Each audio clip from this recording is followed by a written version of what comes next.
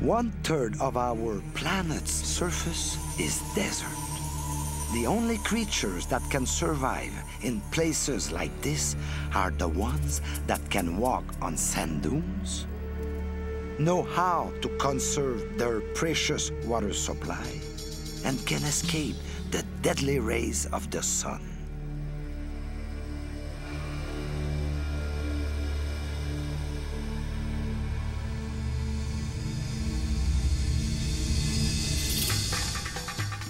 Don't worry, the desert won't get the best of George Brassard. The insects we find here are much too fascinating. Follow me, the dunes await us.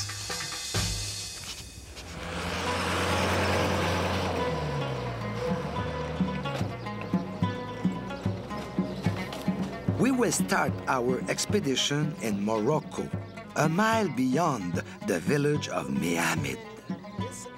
We have come to the edge of the desert, near the old Kasbah that once belonged to the grandfather of Ibrahim, our guide.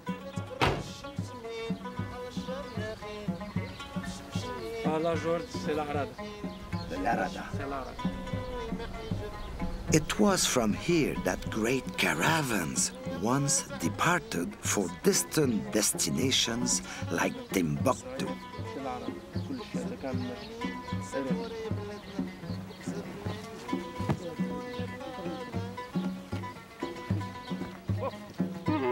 Although the goal of our expedition is to observe and collect desert insects, my Tuareg friends must make sure that nothing gets left behind.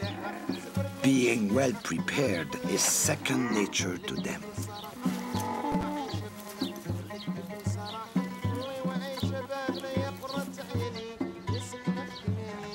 Being a nomad is a survival tactic for desert people.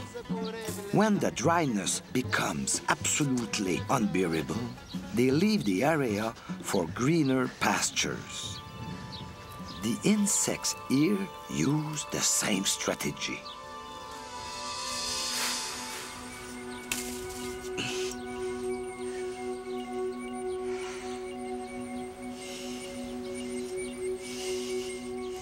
Let me introduce you to one of the most feared nomads of the desert, the locust. Nothing about baby locust will lead you to believe that they can turn into an army of crop-destroying insects. Young locusts live alone and don't travel very far. They mate and lay their eggs in the ground.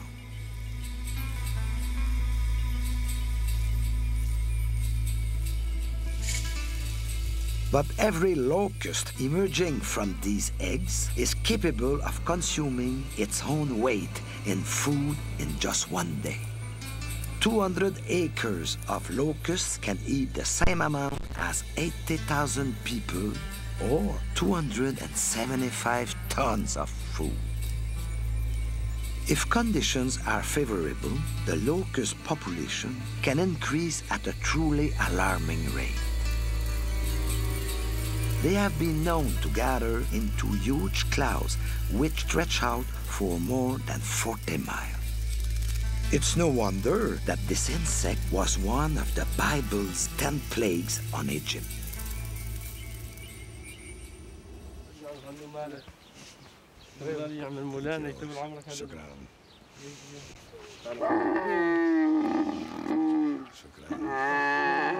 Camels are truly remarkable animals.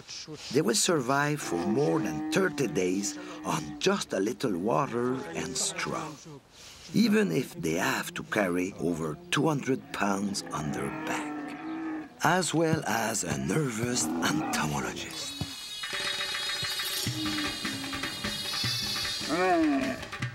That's our signal to leave, and we're off. Caravans still carry plenty of goods across the Sahara, and even today, travelers journey in groups. In the past, however, This strategy was crucial to survival. The larger the caravan, the better it was able to defend itself against raids by enemy tribes. A similar tactic is used by another inhabitant of the Moroccan desert, the harvester ant. Like the Tuaregs, harvester ants depend upon the power of numbers to survive. The way they have organized their society makes it possible for them to live in even the driest regions. They specialize in collecting grain. Legions of worker ants can cover a very large area. They're always on the lookout for any kind of grain imaginable. They are also perfectly capable of finding their bearings with the help of the sun. Certain species of harvester ants build enormous underground nests with diameters that can reach from 7 to 10 yards long by over 6 feet deep. Female worker ants with huge jaws are specialists at hauling away the largest grain kernels. There's a study that shows that a colony of harvester ants is capable of collecting more than 18 million kernels of grain per acre a year.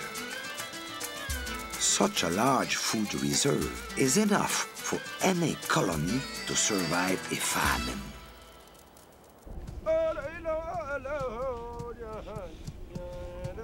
They say the camel is the ship of the desert.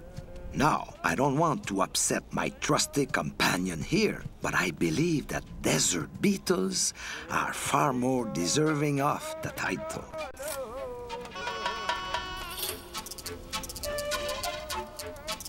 Several species, like the Adesmia, have very long legs that keep their bodies away from the burning heat of the sand.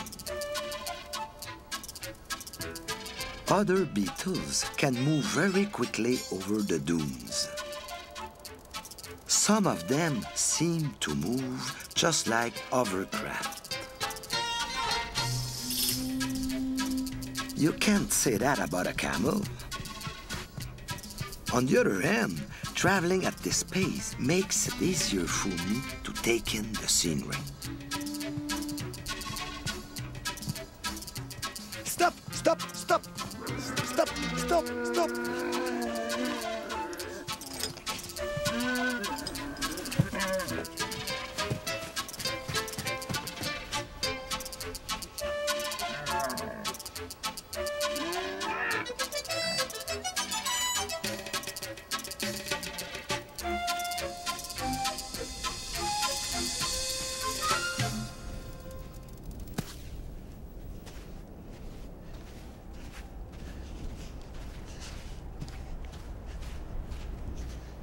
Ibrahim, if you think the camel is the only animal in the desert with a hump, have a look at this beetle. Several desert animals are capable of storing fat in various parts of their bodies. Camels store it in their humps. These beetles with bulging shells can also store fat. When there's a real water shortage, their bodies can manufacture a needed water supply by mixing the hydrogen atoms in their fat with oxygen atoms in the air. The Tuaregs say, Hamani man, water means life. This is no exaggeration. Anyone walking around the Sahara can lose up to 4 gallons of water a day. Like all desert creatures, insects will do anything to find the tiniest drop of moisture. The ground temperature in the desert drops sharply during the night. This causes droplets of water to appear. Many insects use this dew to quench their thirst. Some species of darkling beetles, Hemiptera and ants, are able to gather the water that has collected between the grains of sand. Millipedes can even absorb water through the rectum. These scarabs are just as resourceful. They are busy feeding from this pile of dung before the sun dries it up. Not one drop of water, nor one speck of protein is wasted.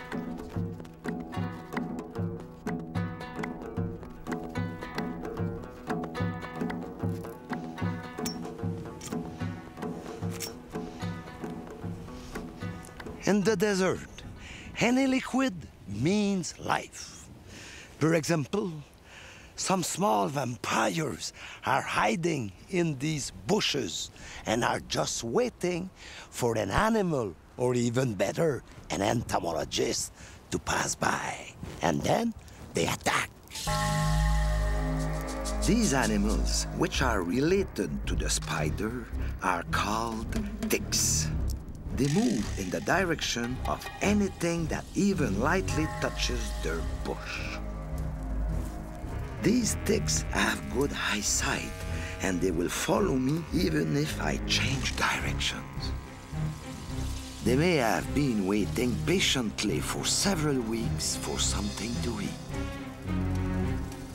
Their favorite treat is often a camel. As soon as the animal bends over to eat, the ticks climb aboard and grab onto the hair.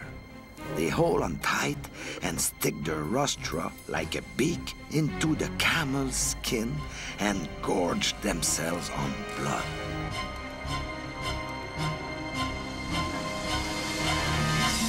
This is the way the ticks survive. For them, it's a question of life or death.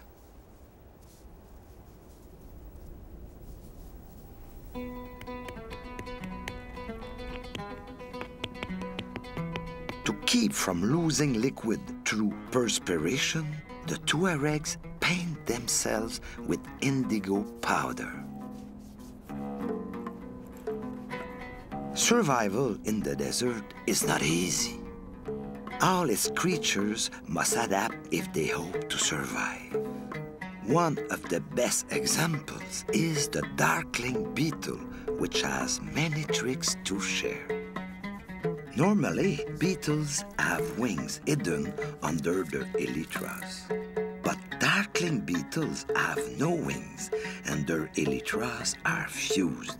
Their shell is as hard as rock, and it's perfectly watertight.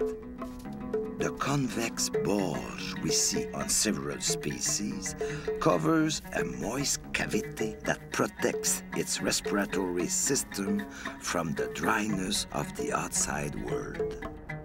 During a sandstorm, camels can close their nostrils so they don't breathe in too much dust. Darkling beetles can control their breathing even more accurately. They let outside air into the humid cavity through tiny holes which are controlled by hermetically sealed valves.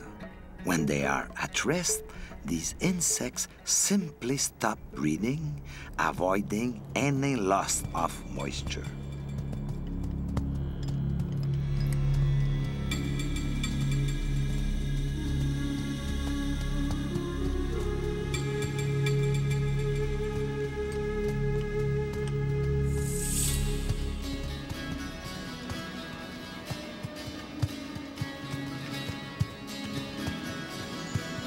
Terre Haute, the hour of the day when the sun is at its highest point and my energy is at its lowest. The Sahara is one of the hottest places on this planet. Temperatures can reach 136 degrees Fahrenheit in the shade. If you can find any.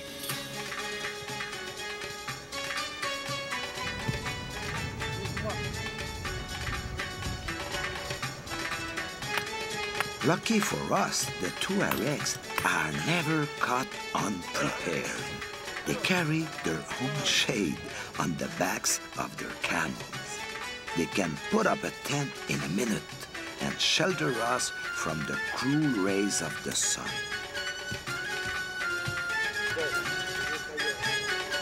Now that we have set up camp, I will take advantage of the time to do some exploring in the area. Inshallah. وشوفوا احنا قدوا لنا المساعي جبت والسكر ونديروا لهم اتاي ونصلحوا رقادنا ما عندنا ان شاء الله.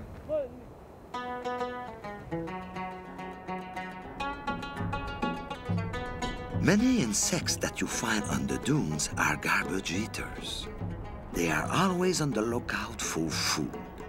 They feed themselves on twigs and bits of plants that are carried by the wind, just like these pimellias.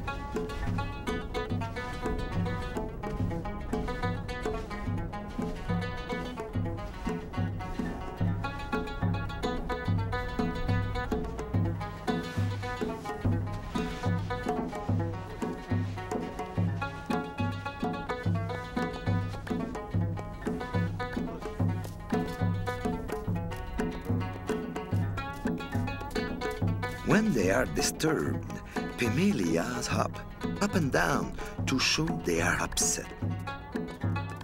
I don't know if this tactic actually frightens predators, but it makes me laugh.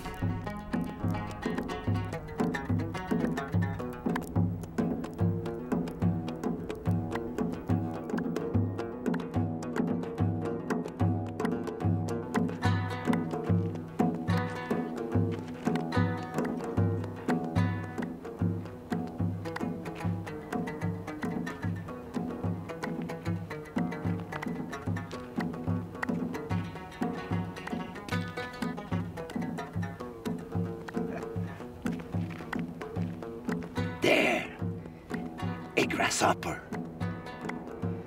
This desert grasshopper does a perfect imitation of a rock. And it is so sure about its camouflage that it won't move even when I touch it. The coloring on his body has two functions. The first is to shield him from predators such as birds and lizards. His pale color also reflects the sun's rays, helping him to survive the heat.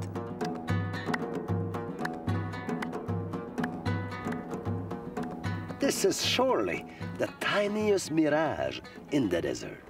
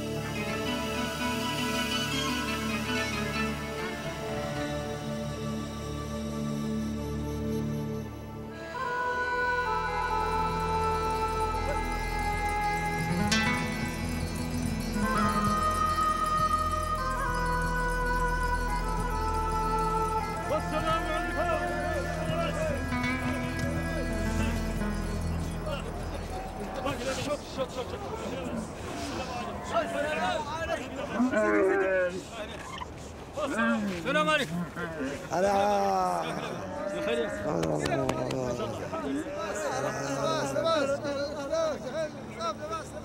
The sun sets on the dunes. The evening coolness comes as welcome relief.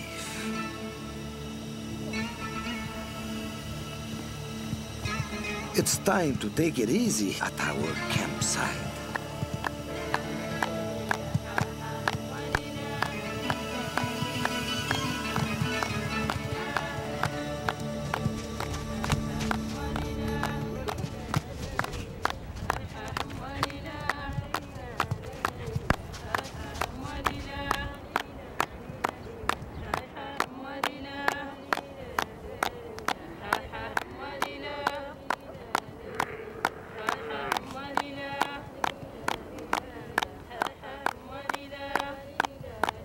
camel drivers have organized a race.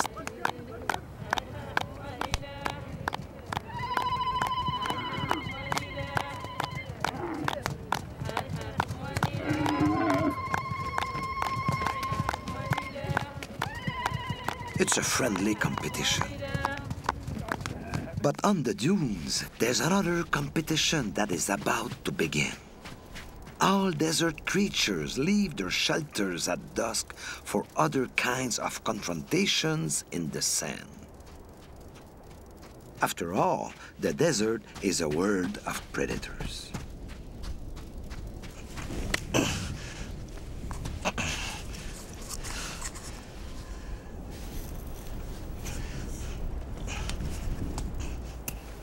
Speed isn't the Antia's only weapon.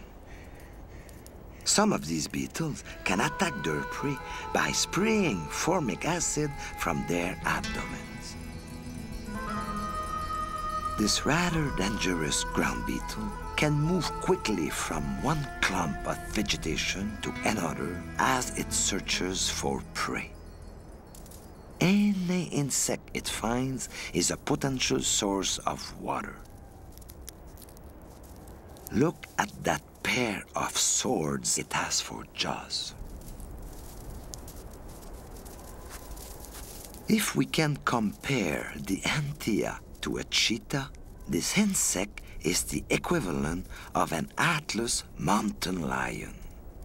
It's called a sun spider. It's a very active creature with an amazing appetite and a very fast metabolism.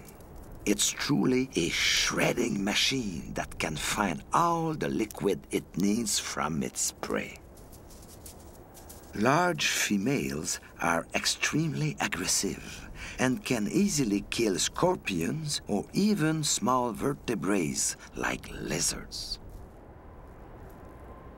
Sun spiders are capable of eating a tremendous amount of food at once.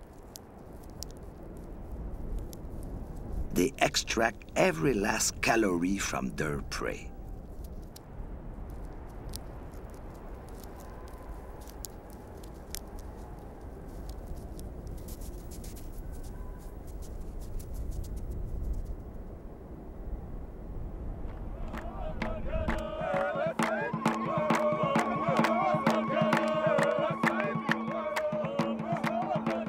There's a party going on at the campsite. The music they are playing is called Kedra. The song is about the fatigue of the journey and the beauty of nature. In a way, it's a celebration of life.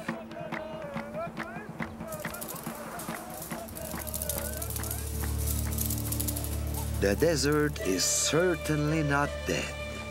It's a place where life can survive and even triumph because of many remarkable skills and adaptations.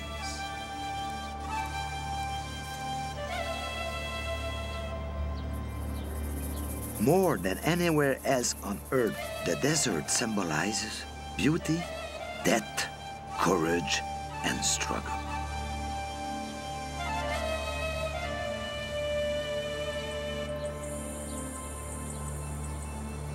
The Tuaregs wisely say that the desert always wins. To survive, one must stay humble, be content with very little, and always be prepared for the unpredictable. That is indeed what humans and the insects who live here have always done.